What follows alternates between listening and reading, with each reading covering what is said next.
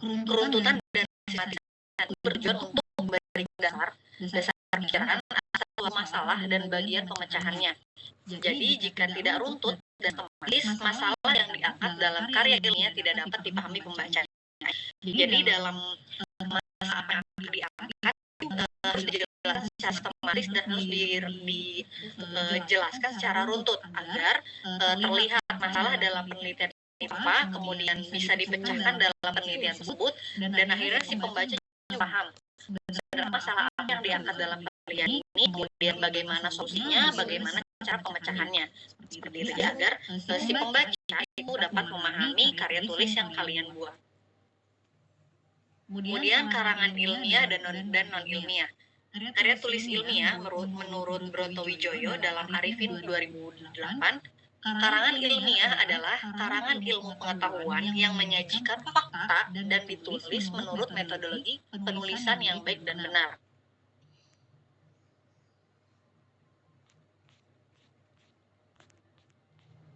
Iya, Lisa dan Anis tidak apa-apa. Lanjut ya. Ya, jadi saya ulangi ya, karangan ilmiah adalah karangan ilmu pengetahuan yang menyajikan fakta dan ditulis menurut metodologi penulisan yang baik dan benar. Jadi karangan ilmiah ini mengangkat suatu fakta ya, fakta pengetahuan yang ditulis menurut sesuai dengan metodologi gitu, metodologi penulisan dan harus baik dan benar sesuai dengan sistematis atau struktur penulisan. Sedangkan karya tulis non ilmiah itu karangan yang ditujukan kepada masyarakat umum yang isinya tentang pengetahuan, cerita, rekaan atau apa saja dengan teknik penyajian yang sederhana mengenai hal-hal tentang kehidupan sehari-hari. Nah, sebelum masuk ke slide selanjutnya, ada yang tahu nggak contoh karya tulis ilmiah itu apa? Contohnya? Contoh karya tulis ilmiah itu apa ya? Jurnal termasuk karangan ilmiah bukan, Mbak? Apa? Jurnal. Oke. Iya, betul. Kemudian ada lagi? Banyak ya? Skripsi ya nggak, Mbak? Ya, betul. Skripsi, jurnal ya, kemudian tesis, disertasi. Nah, itu termasuk ke dalam karangan ilmiah ya, atau karya tulis ilmiah. Sedangkan karya tulis non ilmiahnya apa contohnya? Novel. Ya, betul. Novel. Ya. Terus Puisi. Ya, betul. Jadi karya sastra lah ya gitu. Istilah lainnya adalah karya sastra gitu. Jadi karya tulis non ilmiah itu contohnya seperti cerita novel, cerpen, puisi gitu ya. Kemudian lagu juga bisa ya menjadi itu. Jadi karya sastra seperti itu. Itu adalah contoh-contohnya. Oke, baik, lanjut. Lu game sendiri ya? Iya, kalau malu. Nah, mungkin di antara kalian juga ada ya yang biasanya ada mungkin mahasiswa yang suka bercerita gitu ya, tapi dituliskan gitu ya, nulis di misalnya di buku harian atau apapun. Mungkin ada di antara kalian ada yang memiliki hobi menulis, atau ada yang mungkin sudah punya cerpen atau sudah tapi belum dipublikasi, tidak apa-apa ya. Misalkan kalian iseng-iseng buat cerpen gitu kan, cerita tentang pengalaman pribadi atau tentang yang tidak fakta pun tidak apa-apa ya gitu, karena karya tulis ilmiah itu boleh fakta, boleh juga tidak gitu. Imajinasi seorang penulis itu boleh. Kemudian kita masuk ke perbedaan karya tulis ilmiah dan non ilmiah. Ciri karya tulis ilmiah yang pertama, dari bahan itu menyajikan fakta yang benar atau objektif ya, dan dapat dibuktikan. Kemudian penyajiannya menggunakan bahasa baku, cermat, formal, dan lugas. Kemudian sistematis sesuai dengan kerja ilmiah dan metode ilmiah. Kemudian sikap penulisnya harus jujur, tidak melebih-lebihkan atau mengurangi sesuatu, kemudian objektif atau tidak mengejar keuntungan pribadi. Kemudian penyimpulannya berdasarkan fakta. Nah, jadi karya tulis ilmiah ini kan tadi contohnya sudah disebutkan ya oleh teman-teman, ada jurnal, skripsi, tesis, dan yang lainnya. Jadi dari bahannya itu harus menyajikan fakta. Misalkan kalian akan membuat skripsi tentang tentang humas, misalkan ada mata kuliah apa di humas atau teori apa yang akan kalian angkat gitu ya, misalkan tentang Saya contohkan di bahasa Indonesia saja ya. Misalkan kalian ingin membahas tentang bahasa Indonesia yang digunakan di daerah Jakarta misalkan ya. Seperti itu. Nah, itu kan kalian harus mencari datanya dulu. Sebenarnya bahasa Indonesia yang digunakan di Jakarta itu seperti apa? Apakah masih ada yang digunakan oleh orang-orang yang tinggal di Jakarta itu seperti apa? Gitu ya. Dan itu harus sesuai dengan fakta. Dan sikap penulis itu harus jujur, jadi tidak boleh dilebihkan, data tidak boleh dilebihkan atau tidak boleh dikurang-kurangi gitu ya. Misalkan dilebihkan lah biar datanya banyak karena ini kebutuhan skripsi misalkan, itu tidak boleh ya. Jadi harus sesuai dengan fakta. Kemudian tadi sudah dijelaskan sikap penulisnya harus jujur dan yang lainnya. Kemudian ini contoh ciri karya tulis non ilmiahnya. Bahannya menyajikan fakta objektif, bisa juga fiktif ya. Ini boleh fakta, boleh tidak dari bahan non ilmiah. Kemudian penyajiannya menggunakan bahasa yang cermat, tidak selalu formal, tapi tetap taat asas, kemudian disusun secara sistematis, tidak memuat hipotesis. Jadi kalau misalkan dalam karya tulis non ilmiah ini tidak memuat hipotesis.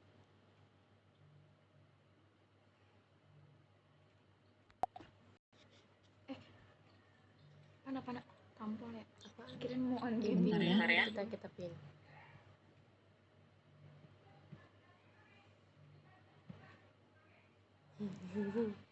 Ada pertanyaan dari Sirhan ya. Apakah suatu karya tulis ilmiah tidak apa-apa tidak menyajikan data kuantitatif? Tidak apa-apa ya. Menyajikan data kualitatif juga tidak apa-apa. Oke, lanjut ya. Kemudian di sini ada penyajiannya. Menggunakan bahasa yang cermat, tidak selalu formal, tetapi tetap taat asas. Kemudian disusun secara sistematis, tidak memuat hipotesis. Kemudian sikap penulisnya tidak memancing pertanyaan-pertanyaan yang meragukan perasaan pembaca.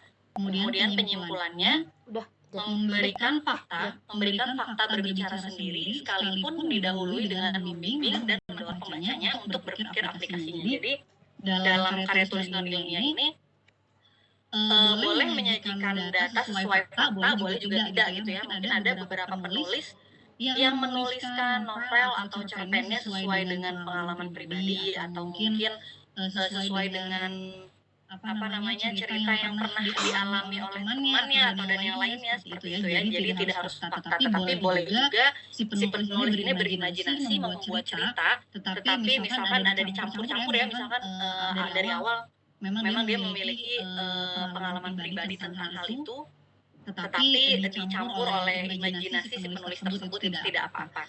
Kemudian sikap penulisnya itu tidak memancing pertanyaan-pertanyaan. Jadi jangan sampai dari cerita itu membuat si pembaca itu ragu.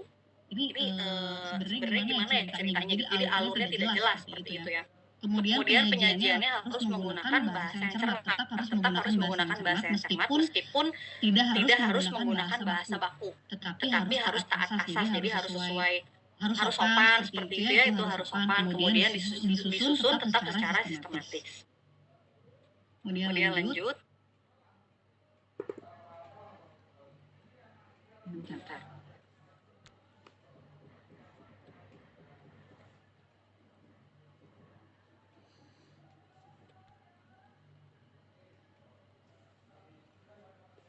Menurut Tris Handini, DKK, dalam buku Bahan Ajar BIPA tingkat 6 ya 2021, berikut 5 perbedaan karya tulis ilmiah dan non-ilmiah. Yang pertama, karya tulis ilmiah. Yang pertama, gaya penulisannya bersifat formal, standar, dan tidak rumit. Kemudian harus dibuat menggunakan metode penulisan ilmiah. Kemudian sifatnya objektif dan faktual karena didasarkan pada fakta yang ada. Kemudian karya tulis ilmiah tidak mampu merangsang imajinasi pembacanya. Kemudian biasanya ditulis untuk kepentingan pribadi dan umum. Biasanya ditulis untuk kepentingan pribadi, contohnya seperti skripsi ya.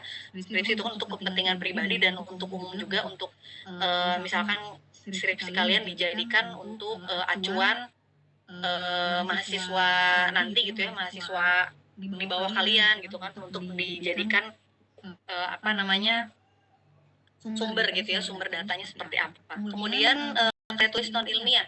Gaya penulisannya lebih mengarah ke sastra dan artistik. Kemudian disusun menggunakan gaya penulisan non-ilmiah, bersifat subjektif dan fiktif karena didasarkan pada pendapat pribadi penulis. Kemudian karya tulis non-ilmiah mampu merangsang imajinasi pembacanya.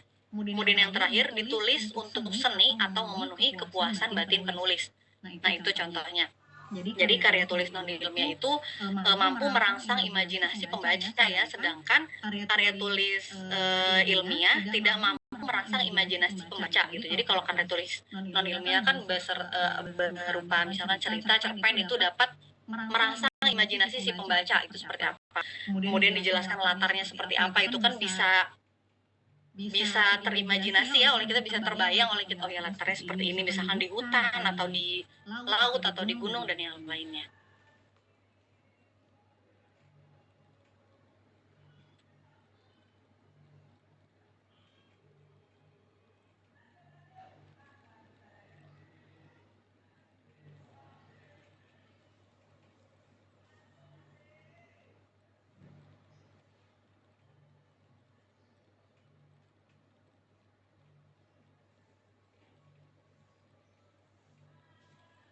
Oke, lanjut ya.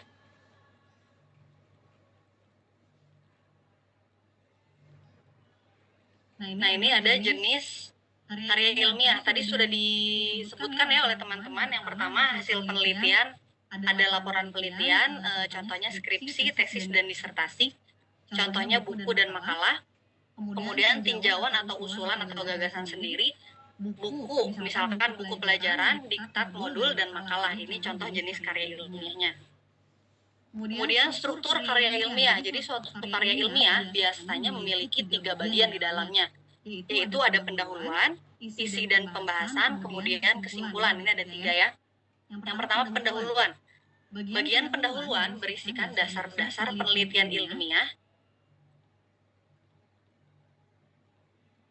Penelitian ilmiah dilakukan, masalah yang diangkat, dan mekanisme penyelesaian masalah tersebut. Kemudian isi dan pembahasan.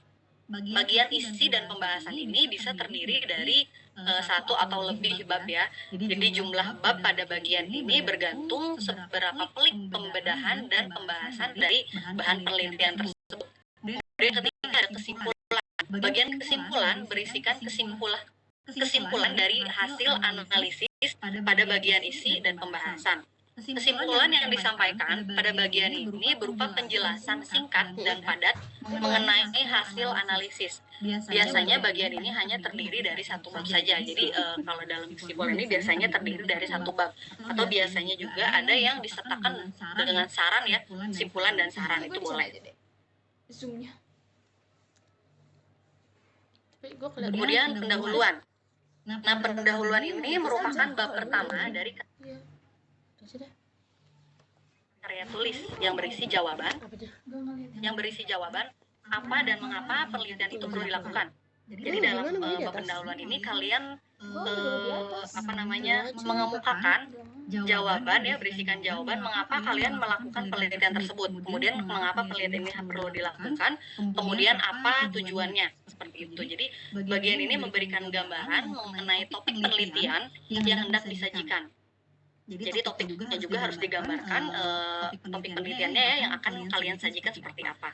Oleh karena itu, pada bab pendahuluan memuat latar belakang masalah, rumusan masalah, dan tujuan penelitian. Jadi berisikan tentang latar belakang masalah ya, rumusan masalah, dan tujuan penelitian. Dalam pendahuluan ada 3 poin ini. Kemudian pengertian pendahuluan menurut para ahli. Adapun definisi pendahuluan menurut para ahli ya, ada beberapa, dan ini salah satunya menurut Wilkinson. Pendahuluan merupakan bagian tulisan yang memberikan informasi awalan kepada pembaca tentang penelitian yang ditulis. Tujuannya untuk membangun kerangka penelitian sehingga pembaca dapat memahami bagaimana penelitian tersebut berhubungan dengan penelitian-penelitian yang lain. Kemudian menurut Kamus Besar Bahasa Indonesia, sesuatu yang mula-mula dilakukan atau permulaan ya, kemudian yang kedua pembukaan atau kata pengantar dari sebuah pidato, buku, karangan, dan sebagainya. Ini contohnya. Sebentar.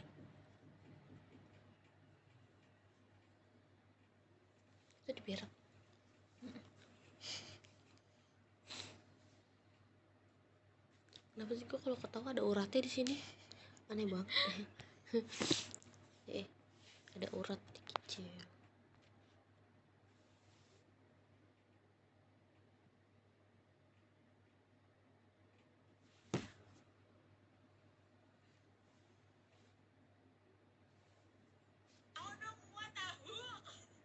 On mic.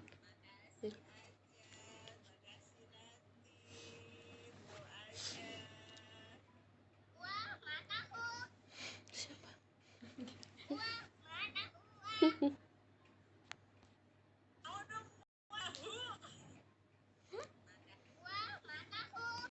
Kok mau tahu?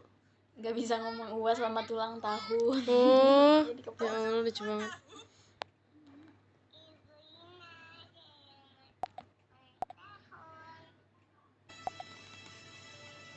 Jadi isi pendahuluan itu bertujuan untuk memperkenalkan gagasan penelitian serta relevansinya terhadap suatu permasalahan yang diangkat sebagai topik penelitian. Jadi isinya itu tentang apa saja yang akan dibahas ya di situ. Kemudian tadi sudah dijelaskan tujuannya apa, kemudian pemecahan penelitian atau pemecahan masalah yang akan diangkat itu seperti apa. Kemudian bagian-bagian pada pendahuluan ini ada latar belakang dan yang lainnya ya. Jadi pada bagian pendahuluan ini terdiri dari beberapa bagian, yaitu yang pertama latar belakang masalah. Jadi latar belakang masalah ini berisi mengenai permasalahan yang ditemukan di lapangan dan kesenjangan antara kenyataan atau realita dengan teori.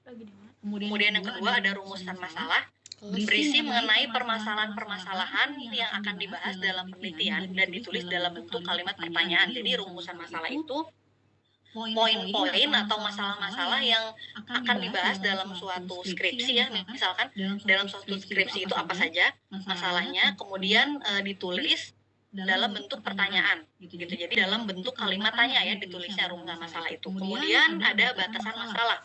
Batasan masalah ini berisi mengenai batasan-batasan permasalahan yang ingin dibahas dan cakupan bahasan tidak meluas dan tetap relevan. Tetapi biasanya ada juga beberapa skripsi atau tesis yang tidak menggunakan batasan masalah ya gitu. Tapi kalau memang misalkan topik yang diambil itu kalau misalkan tidak menggunakan batasan akan terlihat lebih luas misalkan ya, jadi boleh menggunakan batasan masalah. Tapi kalau dari judulnya sudah mengerucut gitu ya, sudah jelas, tidak meluas kemana-mana, itu tidak apa-apa, tidak menggunakan batasan masalah. Kemudian yang keempat ada tujuan penelitian.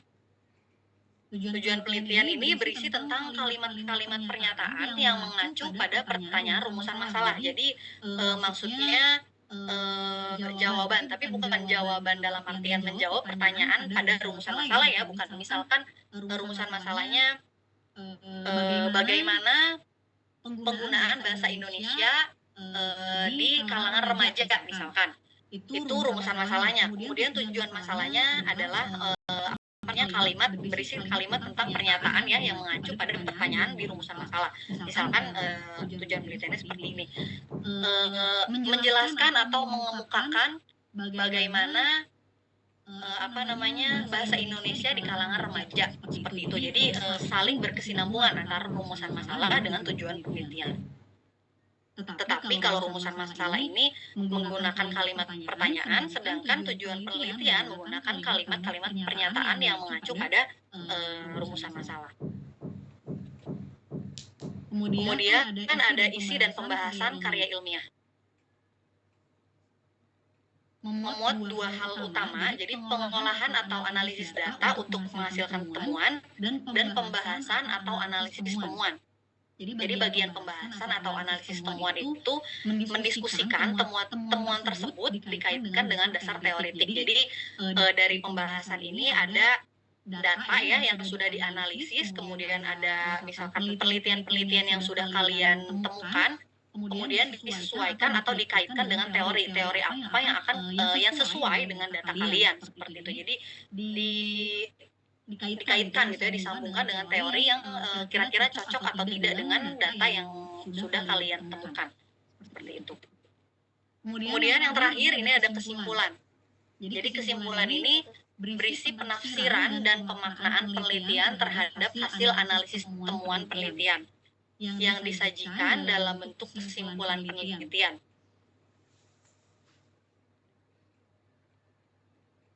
Kemudian dua alternatif penulisan dengan cara butir demi butir atau dengan cara uraian padat. Jadi kesimpulan ini boleh ditulis secara butir demi butir atau per poin gitu ya boleh, tapi boleh juga ditulis dengan uraian padat. Kemudian implikasi atau rekomendasi ditulis setelah kesimpulan. Biasanya misalkan ada saran ya, setelah kesimpulan ada saran. Jadi dapat ditujukan kepada para pembuat kebijakan, para pengguna, dan peneliti berikutnya. Jadi nanti misalkan suatu skripsi, misalkan skripsi ya, dalam kesimpulan dan saran itu bisa dijelaskan apa saja yang belum kalian teliti, kemudian datanya apa saja yang belum kalian dapatkan. Jadi nanti skripsi kalian bisa digunakan oleh peneliti berikutnya, bukan bisa digunakan, maksudnya bisa dijadikan acuan kira-kira apa saja yang belum dibahas, kemudian apa saja yang belum dianalisis, kemudian datanya mana saja yang belum diambil, seperti itu. Oke, ini tentang karya tulis ilmiah ya, tadi sudah dijelaskan. Ini ada pertanyaan dari Sirhan. Kutip, kemudian daftar disusun secara numerik berdasarkan nomor yang tertera di teks pengutipan. Kalau misalkan di Indonesia ini biasanya menggunakan yang FIE ya, yang itu. Jadi biasanya menggunakan itu. Dan untuk pembahasan ini nanti ada materinya tersendiri ya, di pertemuan-pertemuan berikutnya kita akan membahas tentang pengutipan secara mendalam. Oke. Jadi dalam pengutipan juga kita harus hati-hati ya, karena agar tidak terjadi plagiarisme seperti itu. Jadi kalau misalnya dalam kutipan ini ada kutipan langsung, ada kutipan tidak langsung. Seperti itu. Jadi ini dalam kutipan ya, bukan dalam penulisan data yang sudah kita ambil. Jadi dalam kutipan ada kutipan langsung, ada kutipan tidak langsung dalam sebuah deskripsi atau tesis. Kalau kutipan langsung itu kutipan yang kita tulis ulang secara sesuai dengan teori atau buku yang ada gitu ya. Jadi plek-ketik sama kayak yang ada di buku gitu. Ditulis ulang. Sedangkan kalau misalkan sedangkan kalau kutipan tidak langsung itu kutipannya atau teorinya ditulis ulang menggunakan bahasa kita, tapi dua-duanya harus tetap mencantumkan sumber ya. Harus tetap mencantumkan sumber bukunya, halamannya, kemudian tahun dan yang lainnya, dan itu juga harus tetap ditulis di daftar pustaka agar tidak terjadi plagiarisme gitu. Karena kalau misalkan tidak ada sumbernya, ditakutkan kalian dianggap bahwa yang mencetuskan teori atau pendapat itu adalah kalian sendiri, seperti itu. Jadi tentang tadi yang ditanyakan oleh Sirhan, nanti kita akan membahas secara mendalam di pertemuan-pertemuan berikutnya, karena nanti ada setelah ini, setelah UTS, jadi kita akan membahas apa yang ada di dalam karya tulis ilmiah. Gitu. Jadi tadi ada pendahuluan, tapi kita akan membahas secara mendalamnya seperti itu. Nah setelah ini, seperti biasa kalian bisa buka Mas, dan di sana ada tugasnya tidak rumit. Tugasnya adalah kalian cari contoh karya tulis. Ya, contoh karya tulis itu boleh berupa jurnal, skripsi, atau yang lainnya, atau misalkan kalian sudah punya makalah yang kalian buat, itu boleh kalian jadikan contoh. Jadi boleh kalian unggah ke situ, gitu ya.